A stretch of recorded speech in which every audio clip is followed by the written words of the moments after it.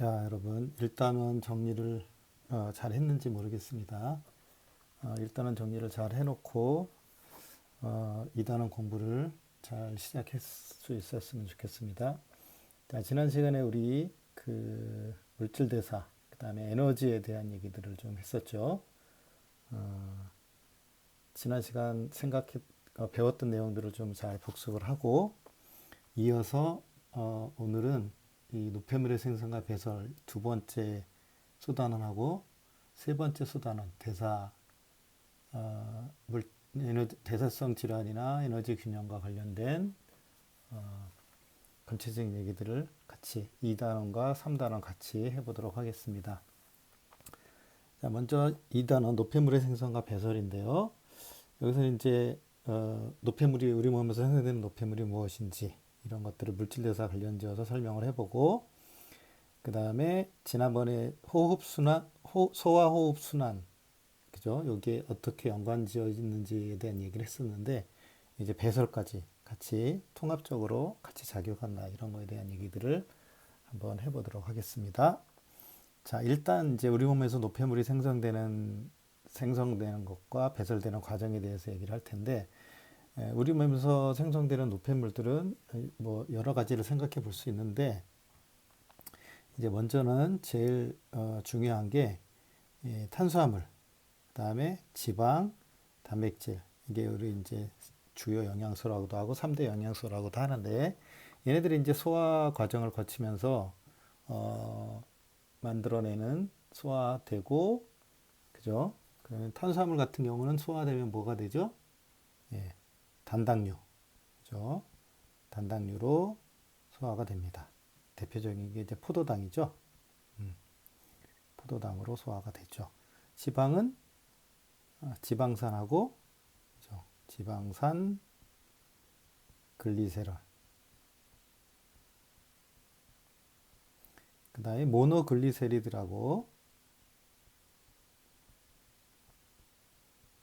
이런 물질도 만들어집니다. 그러니까 이 모노글리세리드라는 물질은 요거 어떻게 생긴 거냐면 원래 지방이 이렇게 요 부분이 지방산이죠.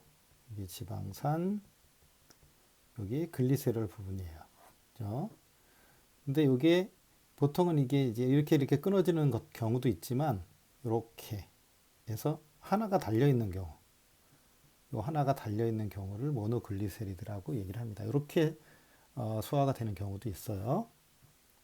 그래서 이렇게 지방은 그렇게 소화가 되고 단백질은 아미노산, 그죠? 아미노산으로 분해가 돼서 이제 순환계를 통해서 세포로 갑니다. 그럼 세포에서 세포호흡으로 보통은 이 포도당이 세포호흡으로 이용이 많이 되는데 이 지방산이나 글리세롤 그다음에 아미노산도 세포호흡에 이용되는 사용이 돼요. 그래서 세포호흡이 이용이 되고 나면 공통적으로 탄수화물, 지방, 단백질이 공통적으로 나오는 노폐물이 뭐냐면 요거예요. 이산화탄수화물. 요거는 탄수화물, 지방, 단백질 모두 공통적으로 나오는 거고 요 암모니아는 어디에서만 나오냐면 단백질에서만 나옵니다. 탄수화물이나 지방은 안 나와요. 암모니아는. 그래서 요런 과정 요렇게 하고 이 세포 과정에서는 당연히 우리 필요한 ATP 에너지를 만든다고 지난번에 얘기를 했습니다. 그래서 요 암모니아 그죠? NH3 여기 암모니아 얘기가 있죠. 그죠? 이거는 단백질.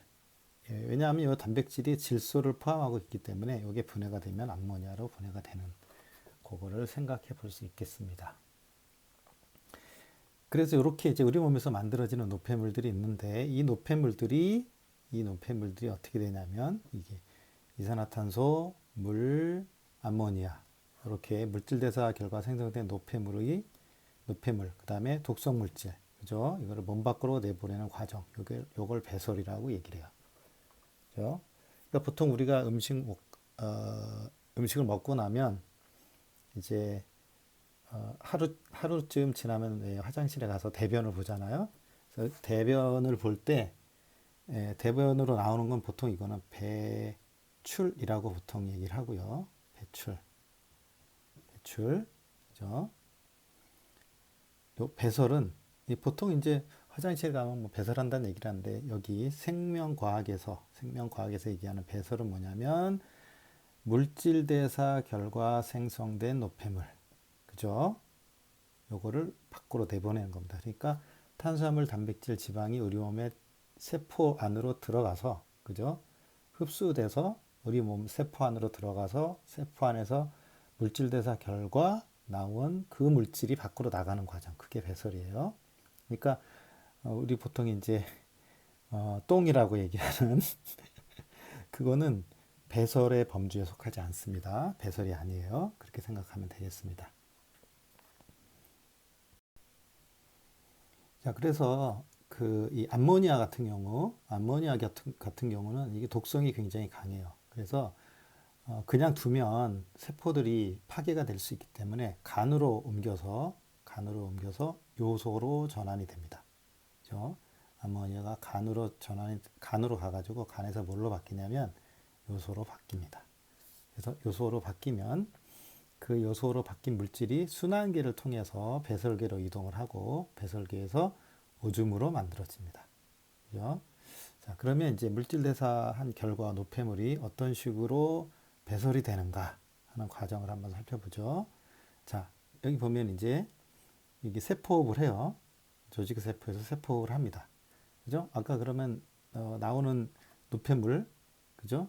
뭐였죠? 나오는 노폐물이 이산화탄소 있었고, 그죠? 물, 그죠? 그다음 뭐요? 암모니아. 이렇게 세 가지가 있었습니다. 그죠?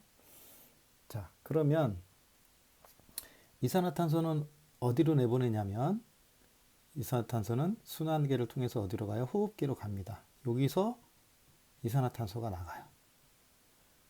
물론 소량의 물도 이리로 나갑니다. 그죠? 우리가 겨울 같은데 허하면 하얗게 입김이 설에서 나오는 게 이게 물이 그죠? 수증기가 이 물이 이 밖으로 이 호흡기를 통해서 이산화탄소와 물이 나가는데 주로 이산화탄소가 이리로 많이 나가고요. 물은 그렇게 많이 나가지 않고 이산화탄소가 이제 호흡기로 주로 많이 나갑니다. 그 다음에 암모니아는 여기서 나온 암모니아는 그냥 갈 수 없으니까 간으로 일단 가야 돼요. 간으로 갔다가 간에서 암모니아가 요소로 변환이 되고 그 변환된 요소가 다시 순환계를 타고 콩팥으로 옵니다. 그럼 콩팥에서 여기서 오줌을 만들죠. 여기를 거쳐서 오줌이 만들어져요. 그래서 이 오줌에는 요소가 있고 또 이쪽에 여기서 만들어진 그죠? 물도 여기로 나갑니다. 우리 나중에 배우겠지만 물 같은 경우는 이제 내보내는 양이 우리 몸의 물의 양에 따라서 많이 내보내기도 하고 적게 내보내기도 하고 뭐 물을 재흡수하기도 하고 그래요. 그래서 방광에 머물러 있다가 어느 정도 시간이 되면 이제 몸 밖으로 나가는 걸 볼 수가 있겠습니다. 그죠? 자, 세포호흡 결과 생성된 물질 중에서 호흡기를 통해서 몸 밖으로 배설되는 거 다 써라. 뭐요? 이산화탄소하고 물. 그죠? 호흡기로 나갑니다. 세포호흡 결과 생성된 암모니아가 배설되기까지 과정을 발표해 보자 그랬어요. 자, 암모니아가 만들어졌다. 그죠? 암모니아. NH3. 그죠? 이게 어디로 가요? 순환계를 통해서 어디로 갑니까? 간으로 가죠. 간에서 요소로 바뀌어요. 그죠? 그래서 다시 이게 순환계를 지나죠. 네. 순환계를 지나서 어디로 가요? 콩팥으로 갑니다. 그죠? 콩팥으로 가서 여기서 오줌이 만들어지는 거죠. 그래서 방광으로 갔다가 어떻게 돼요? 몸 밖으로 나갑니다. 이런 과정을 거쳐서 암모니아가 우리 몸 밖으로 나가는 걸 볼 수가 있겠어요. 그 배설계를 구성하는 게 물론 이제 콩팥도 있고 방광도 있고 뭐 신우 중간에 또 이렇게 나가는 쪽인데 주로 대표적인 게 이 콩팥이 배설계의 대표적인 것인데 여기서는 혈액을 걸러서 오줌을 만들어요. 오줌을 만드는 게 중요한 역할이고 오줌을 만들면 이게 방광에 저장이 됩니다. 계속 내보내면 불편하잖아요. 그러니까 모였다가 어느 시점이 되면 이제 방광이 가득 찼다라는 신호가 오면 밖으로 내보내는 거죠. 그래서 이 배설계가 우리 몸에서 하는 역할은 노폐물을 밖으로 내보내는 역할 첫 번째, 그다음에 혈액의 성분과 수분 양을 조절합니다. 수분의 양을 조절하고 그다음에 혈액의 성분이라는 게 이 무기염류 같은 거 우리 혈액 속에 돌아다니는 것 중에 일정 어떤 너무 많으면 밖으로 내보내기도 하고 적으면 재흡수하기도 하고 해서 혈액의 그 여러 가지 것들을 조절해주는 그런 역할을 해요. 그러니까 배설계가 굉장히 중요합니다. 배설계가 중요한 이유는 여러분 뭐 다 경험을 해봤겠지만 우리 집에 여러 가지 물건을 여러분이 물건을 쓰고 나면 다 어떻게 해요? 그 찌꺼기가 남잖아요. 그 남는 찌꺼기, 쓰레기 이거 집안에 계속 쌓인다고 생각해 보세요. 쓰레기를 버려야 되잖아요.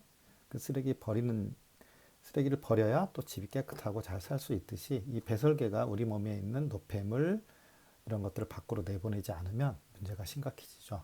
그래서 이 콩팥이 우리 몸에서 굉장히 중요한 역할을 하는 기관이라고 생각하면 되겠습니다. 자, 핵심 개념 확인하기는 탄수화물이 세포호흡에 이용될 때 생성되는 노폐물. 탄수화물이니까 뭐예요?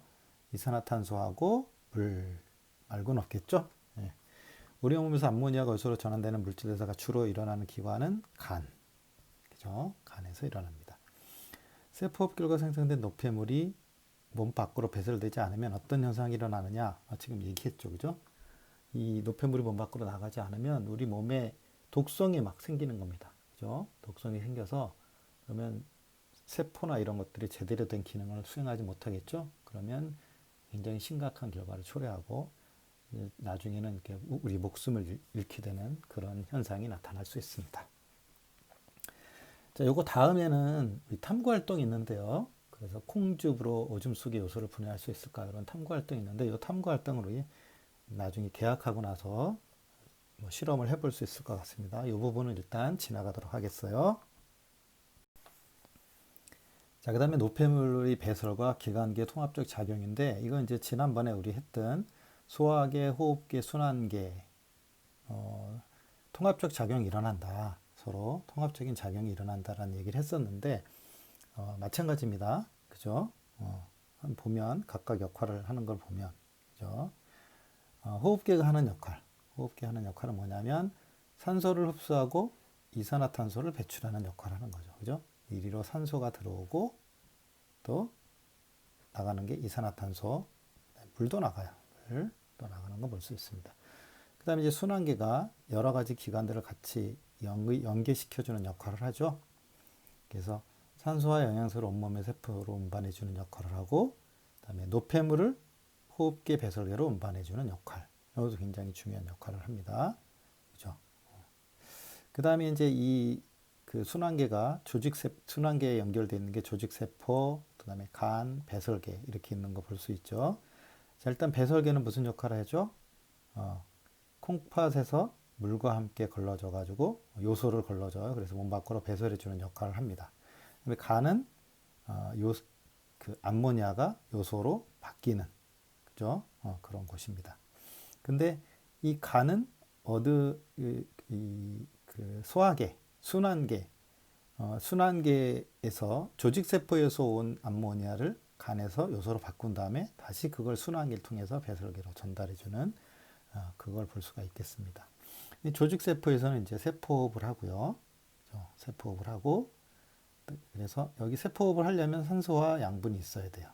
그 다음에 세포호흡을 하고 나면 이산화탄소, 암모니아, 그죠? 물 이런 것들을 순환계로 내보내죠. 그래서 전체적으로 보면 이 호흡계, 순환계, 그 다음에 배설계, 그죠? 그죠? 호흡계, 순환계 여기 그 다음에 이제 사실은 양분이 그죠? 어디로부터 소화계로부터 들어오죠. 그죠? 소화계로부터 양분이 우리 몸으로 들어와요. 그 양분을 가지고 조직세포에서 이제 세포 소화를, 세포내 소화를 하게 돼 있는 것을 생각해 볼 수 있겠습니다. 이 순환계 같은 경우는 지금 여기 보면 산소 운반해 주죠. 이산화탄소 운반해 주죠. 물도 운반해 줘요. 그 다음에 노폐물, 암모니아도 운반해 주고, 그죠? 암모니아도 운반해 주고, 요소도 운반해 주죠. 이것만 운반해 주는 게 아니에요. 우리 여러분 알죠? 뭐 적혈구, 그죠? 백혈구, 혈소판, 그죠? 항체, 뭐 이런 것들 다 운반해 줍니다. 호르몬, 그죠? 이런 것들을 다 운반해 주는, 굉장히 많은 것들을 운반해 주는 역할을 하기 때문에 이 순환계가 굉장히 중요한 역할을 한다. 이렇게 보면 되겠어요. 자, 그래서 여러 기관계가 통합적으로 작용을 하기 때문에 한 기관에서 이상이 생기면 정상적인 생명 활동을 유지하기가 어렵습니다. 통합적 돼 있기 때문에. 만약에 서로 따라 분리돼 있으면 한 기관 이상이 생기면 그것만 뭐 제거하면 되겠지만 서로 유기적인 관계를 유지하고 있기 때문에 문제가 생각됩니다. 예를 들어서 순환계 이상이 생긴다 그러면 산소나 양분을 운반해 주지도 못하고 노폐물을 또 밖으로 내보내지도 못하니까 굉장히 심각한 문제를 초래하겠죠. 그래서 이제 여기 우리 책에 보면 기관계 통합 작용에 대해서 한번 해보는 자료 해석을 한번 해보는 게 나와 있죠. 자, 보면 소화계가 하는 역할, 물과 음식물을 섭취해서 소화되지 않은 찌꺼기, 대변이죠. 밖으로 나가고 이게 물과 영양소가 순환대로 갑니다. 그죠? 그럼 순환계는 그걸 가지고 어디에다 주냐면, 그죠? 누구한테 줘요? 조직세포한테 주죠. 조직세포한테 공급을 해주고, 그 다음에 호흡계는 산소를 들여와서 순환계를 통해서 역시 조직세포로 줍니다. 그럼 조직세포에서는 호흡을 하죠. 세포 호흡을 해가지고, 세포 호흡을 해서 세포 호흡의 노폐물이 밖으로 나갑니다. 그죠? 그러면 이산화탄소가 호흡기로 나가고 배설계를 통해서, 그죠? 오줌이 이렇게 가는 것을 볼 수가 있겠습니다. 여기 이쪽으로 오는 건 뭐냐면 요소가 밖으로 나가기도 하는데 배설계에서 물이 재흡수돼서 순환기로 다시 오는 경우도 있기 때문에 왔다 갔다 하는 걸 생각해 볼 수 있어요. 자, 외부 환경과 상호작용하는 기관계, 외부 환경. 우리 순환계는 우리 몸에서 돌아가는데 소화계, 호흡계, 배설계는 외부 환경과 연결이 돼 있죠. 그러니까 여기는 소화계, 호흡계, 배설계. 요거는 외부 환경과 상호작용을 합니다. 그죠? 순환계는 우리 몸에서 돌아가는 거죠. 순환계가 배설계와 호흡계로 각각 운반한 물질을 써보자 그랬어요. 순환계가 배설계로 일단 운반하는 거 뭐가 있죠? 순환계에서 운반하는 거, 네, 요소, 그죠? 그다음에 호흡계로 운반하는 건 뭐가 있어요? 이산화탄소하고 물, 그죠? 이런 것들을 운반한다라고 보면 되겠습니다. 소화계, 호흡계, 순환계, 배설계 통합적 작용을 설명해보자. 지금 선생님이 쭉 설명을 했죠? 여러분이 한번 각자 한번 설명을 해보시기 바래요. 자, 우리 몸에서는 물질 대사를 통해서 물질의 생성과 변화가 일어나고 그 결과 생성된 노폐물이 제거 작용이 일어납니다. 이런 과정은 여러 기관계가 서로 다른, 그죠? 여러 기관계가 서로 다른 기능을 수행하지만 통합적으로 작용을 하기 때문에 이런 일들이 가능하다. 이렇게 보면 되겠습니다. 그래서 우리가 여러분이 중학교 때부터 시작해서 지난 시간, 이번 시간에 배운 소화계, 순환계, 호흡계, 배설계. 우리 몸에서 굉장히 우리가 익숙하게 우리 몸을 유지하는 데 굉장히 중요한 것으로 작용하는 그 기관계들인데 이 기관계들이 각자의 서로 다른 역할을 하면서 또 통합적인 작용을 함으로 해서 우리 몸이 잘 유지될 수 있도록 하는 역할을 한다. 그걸 여러분이 명심하면 되겠어요. 자, 핵심 개념 확인하기. 혈액에서 요소와 여분의 물을 걸러내어 오줌을 생성하는 기관계 배설계입니다. 그죠? 배설계. 우리 몸에서 생성된 이산화탄소가 배출되기까지의 과정에 관여하는 기관계를 모두 써보자. 우리 몸에서 만들어진 이산화탄소죠? 그럼 이거는 조직세포에서 나온 거예요. 그러면 순환계. 그죠? 순환계를 통해서 어디로 가요? 호흡계로 가죠? 요거 두 개가 같이 관여를 한다. 이렇게 보면 되겠습니다. 자, 혈액 속의 알코올 농도를 날숨으로 알아낼 수 있는 까닭을 기관계의 통합적 작용으로 설명해 보자 그랬어요. 이거 뭐냐면 우리 왜 길에서 밤에 음주 단속 이런 거 하잖아요. 요거 하는 거 음주 단속 할 때. 그죠? 술을 마셨다 그러면 일단 소화기를 통해서 어디로 가냐면 혈액으로 가죠. 그죠? 그러니까 자, 알코올을 먹었어요. 알코올을 흡수를 했습니다. 일단 이게 소화기로 가겠죠. 소화기. 자, 기관이 소화기로 가요. 소화기에서 흡수되죠. 그럼 어디로 가요? 흡수돼 가지고 어디로 가요? 순환계로 가죠. 예, 순환계로 갑니다. 그죠?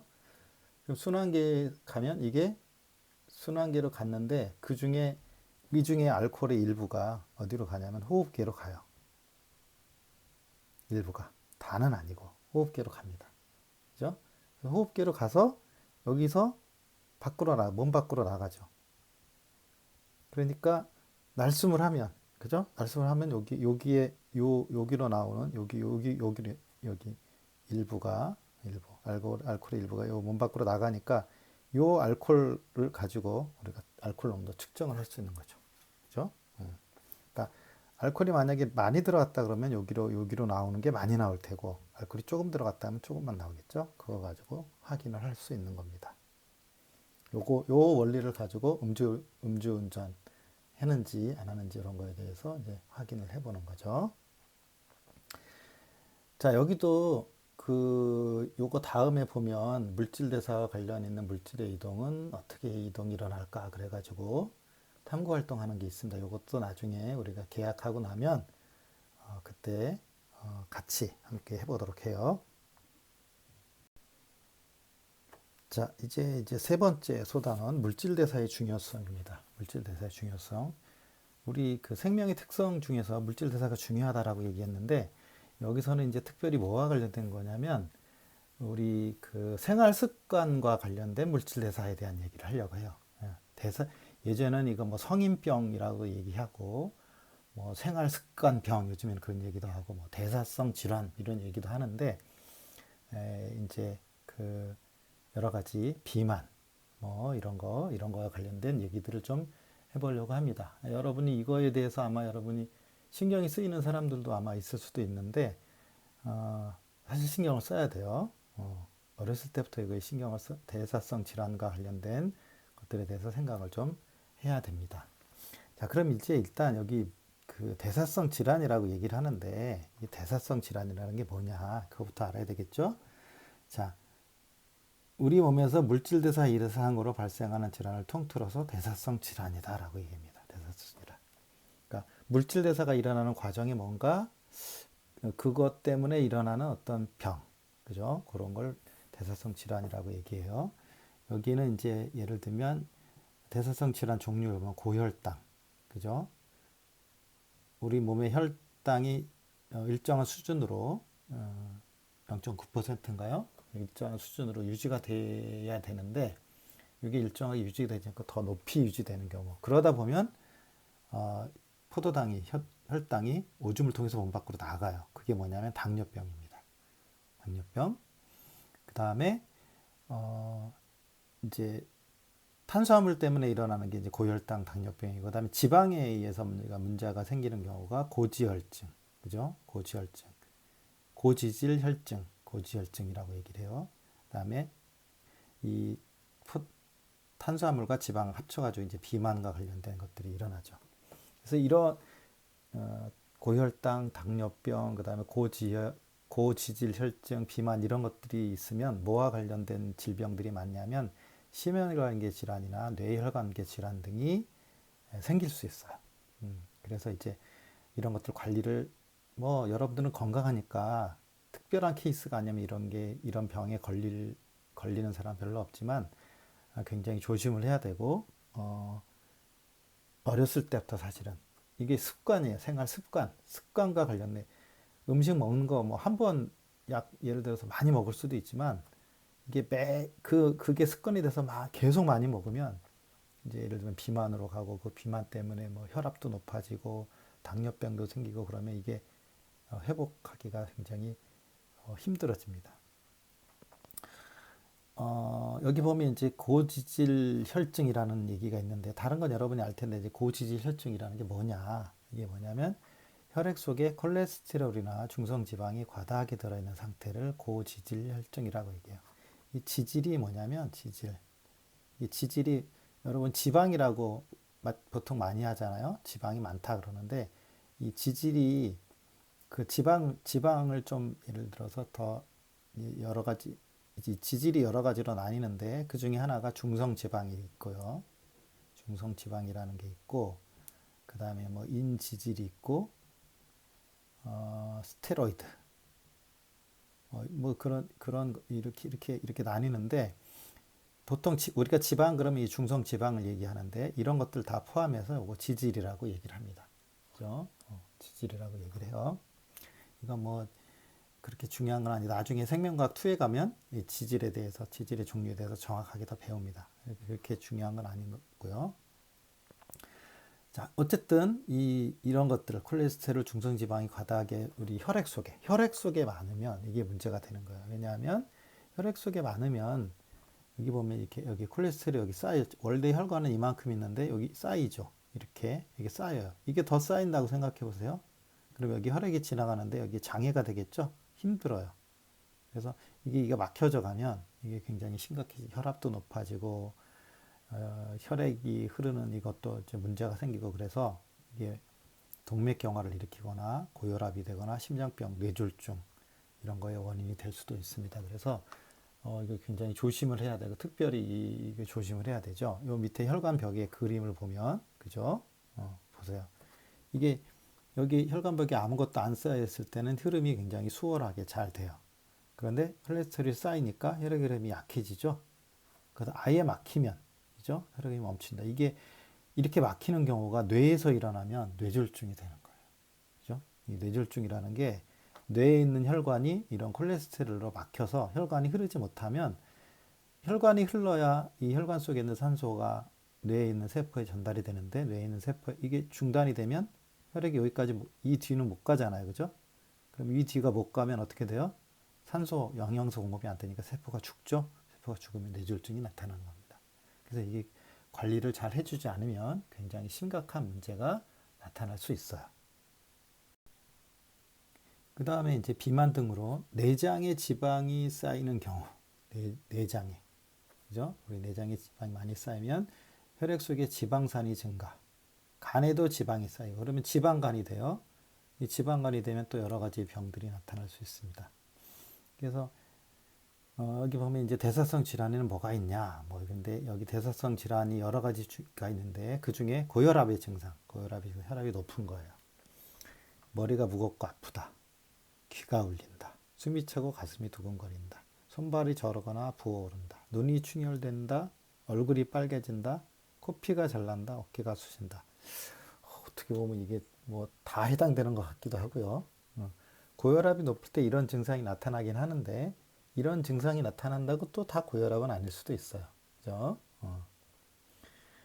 고혈압 증상이 지속되면 일상생활에 어떤 영향을 미치느냐? 이게 이제 혈압이 높으면 뭐 지금 여기 있는 것처럼 여러 가지 그 증상들이 나타날 수 있는데, 예를 들면 고혈압이 높으면 뇌혈관의 압력이 높아져서 뇌혈관에 그 터질 수도 있어요. 그죠? 뇌혈관 같은데, 뇌혈관이 터지거나 또는 망막의 혈관이 터지거나 혈관이 파열될 수 있습니다. 이게. 그러면 이제 이 뇌혈관이 파열되면 뇌출혈이라고 얘기해서, 이게 뭐 마비가 되거나 심하면 생명을 잃을 수도 있죠. 그죠? 또는 심장 쪽에 좀 문제가 있어서 일상생활이 어렵거나 생명의 위협을 받을 수도 있습니다. 그래서 그런 것들은 이제 조심해야 될 필요가 있죠. 고혈압 외에 대사성 질환은 어떤 것이 있는지 조사해보자. 그래서 당뇨병이라고 나와 있습니다. 당뇨병 여러분 알죠? 또 이제 대표적인 게 비만 있을 수 있어요. 그죠? 비만. 이런 거 있을 수 있고. 또 뭐가 있나요? 고혈압, 비만, 당뇨병, 뭐 등등 여러 가지가 많이 있을 수 있습니다. 여러분 한번 조사해보는 것도 필요하죠. 물질 대사의 중요성을 대사성 질환과 관련지어 토의하고 발표해보자 그랬는데, 이거는 우리가 나중에 한번 또 이것도 계약을 하고 나면 한번 해봤으면 좋겠다는 생각이 되는데, 예를 들면 이제 당뇨병 생각해 볼까요? 당뇨병. 당뇨병이 뭐냐? 원래 오줌을 통해서, 오줌은 그죠? 콩팥에서 우리 혈액이 처음에 여과가 되는데, 그 여과가 되는 과정에서 여러분이 다 알 거예요.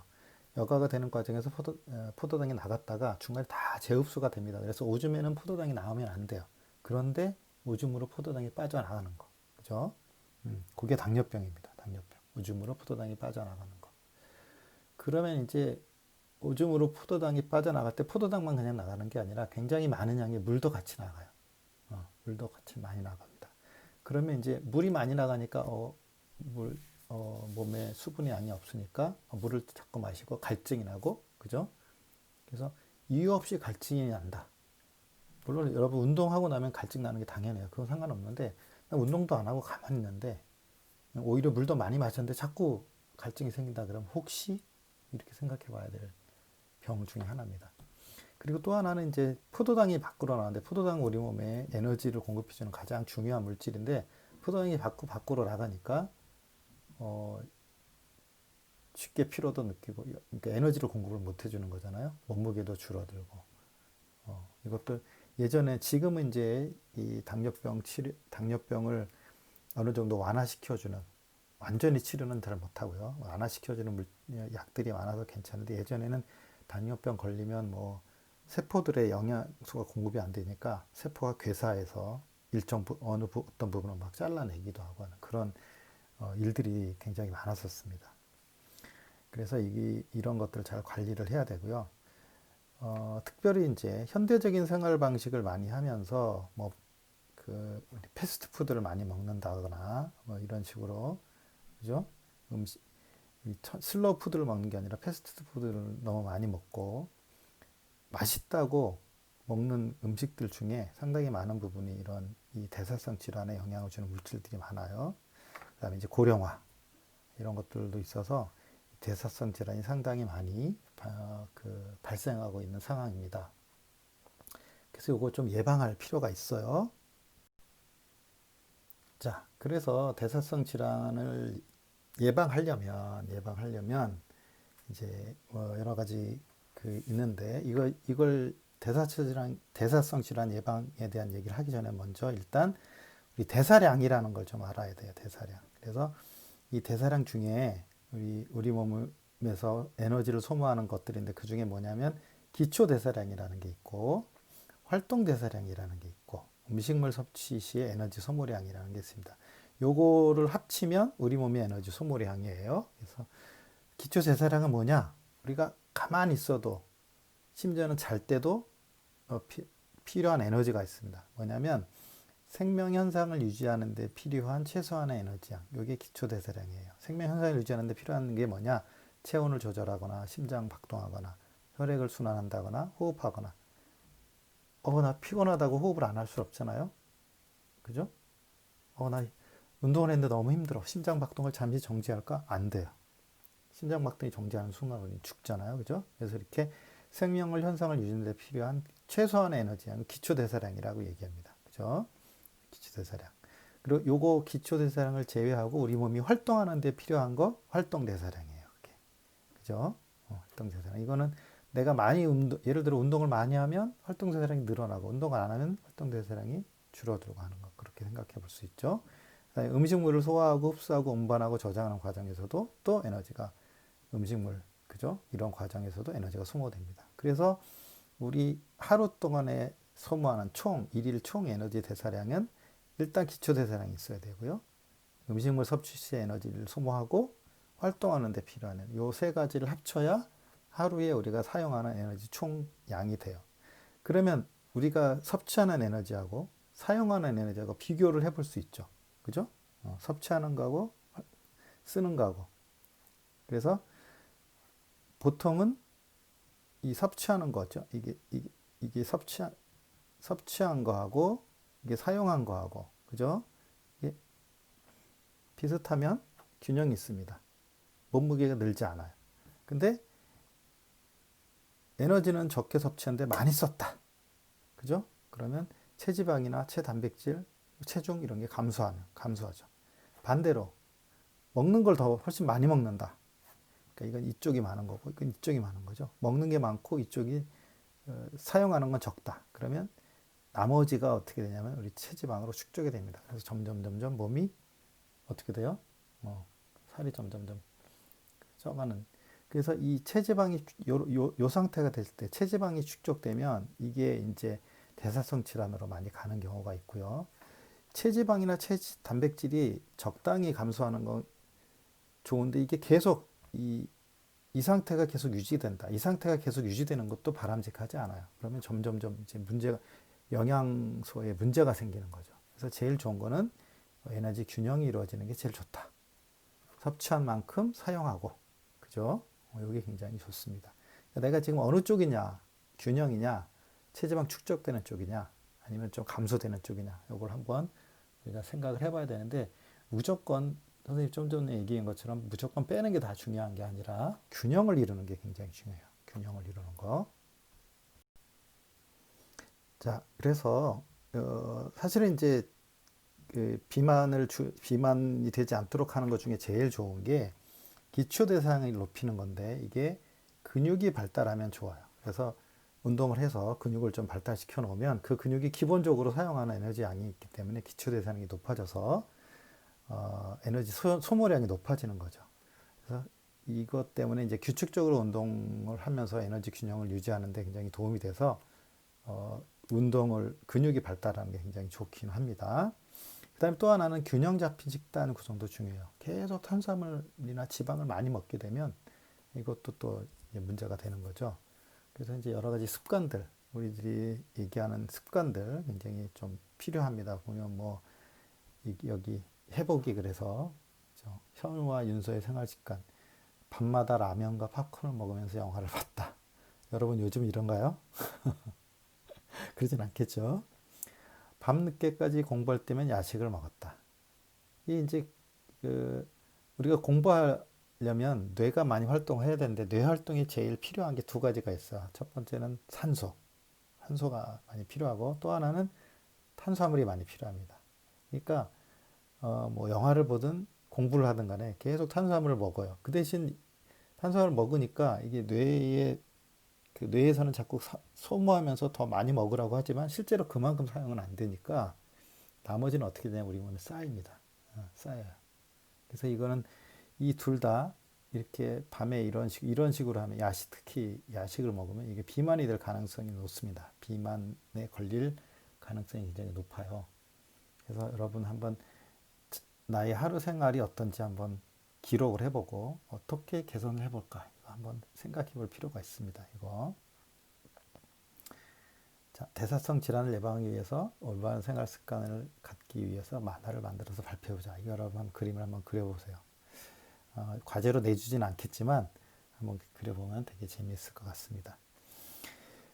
보통 대사성 질환이 일어나는 원인은 잘못된 생활 습관, 그죠?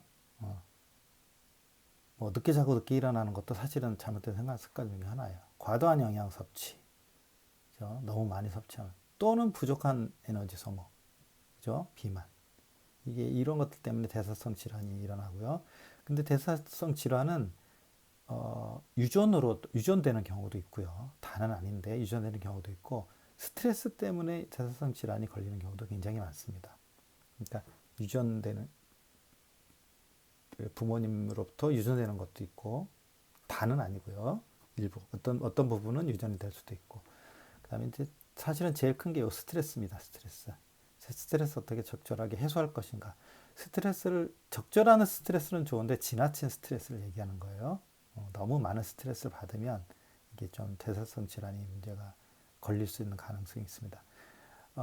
또 하나 여기서 여러분이 중요한 거는 치료에 많은 시간과 노력이 필요해요.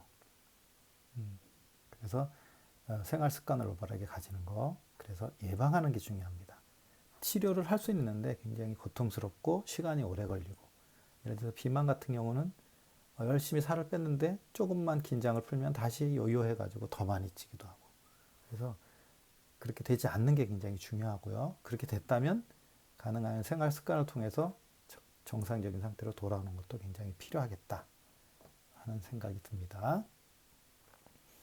혈액 속에 콜레스테롤, 중성지방 등이 과다하게 들어있는 상태 뭐라고 그랬어요? 고지질 혈증. 그죠? 고지질 혈증. 고지혈증 뭐 그렇게도 얘기를 하는데 기본적인 생명 현상을 유지하는 데 필요한 최소한의 에너지량을 기초 대사량. 그죠? 기초 대사량. 얘기합니다.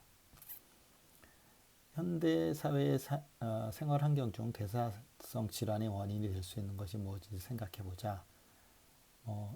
좀 전에 얘기했죠. 밤늦게까지 뭐 한다든가 공부를 한다든가 뭐 야식을 먹는다든가 간식을 너무 많이 먹는다든가 운동이 부족하다든가 스트레스를 받는다든가 하는 것들 이런 것들이 이제 여기에 해당이 되겠죠. 자, 그래서 우리 이제 2단원의 이소단원과 3소단원에 대한 얘기를 했습니다. 여러분 이 동영상이 있으니까 이해가 안 되는 부분은 앞으로 다시 한번 더 돌려서 한번 더 보도록 하고요. 혹시 질문 있으면 선생님한테 댓글을 남겨주거나 하면 그 질문에 대답을 하도록 하겠습니다. 자, 수고했어요. 오늘 여기까지 하겠습니다.